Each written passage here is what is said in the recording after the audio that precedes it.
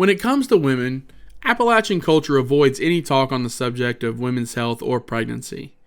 In lots of families, and especially in public, no one talks about it. Women going through puberty are forced to suffer and find their way because even their mothers and doctors subscribe to the belief that their health is taboo. Just because something can be awkward or difficult to talk about doesn't mean it should be avoided.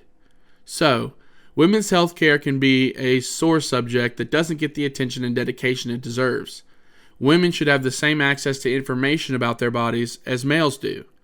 Unfortunately, in Appalachia, the region is so tight-lipped that they have developed alternate ways of breaching this subject, usually through religion or folklore.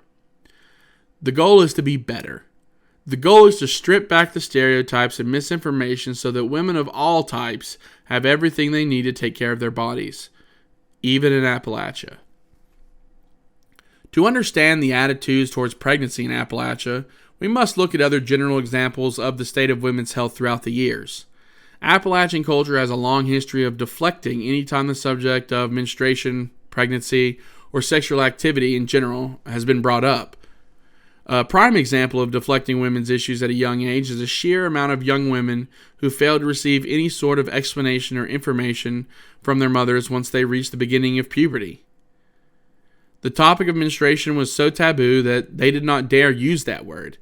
Instead, they used phrases and words like falling off the roof, riding the old gray mule, and the infantry has landed, and even time to tie a bucket around you. I think these examples paint a significant enough picture of how the historic culture in the area avoided the topic at all costs.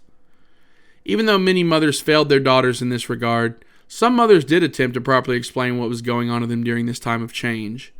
However, such a significant portion wasn't lucky enough to have this type of family atmosphere. This led to a long history of uneducated men and women when it came to anything related to women's health or sexuality. With such a long-standing lack of effort to provide education in these areas, there's no wonder that the region has historically suffered from unwanted pregnancies and abortions.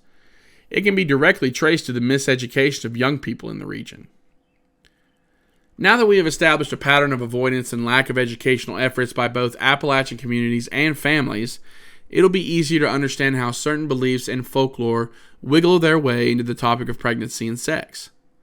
Without a doubt, some children received proper education from their parents when it came to pregnancy, but the majority of the culture did not have such luck. Some young Appalachians didn't even know what sex was, much less how to engage in such an activity. Tales ranging from the stork brought your little brother to sex is when you and a man have a special hug were the go-to answers on the topic of sex, even for older children.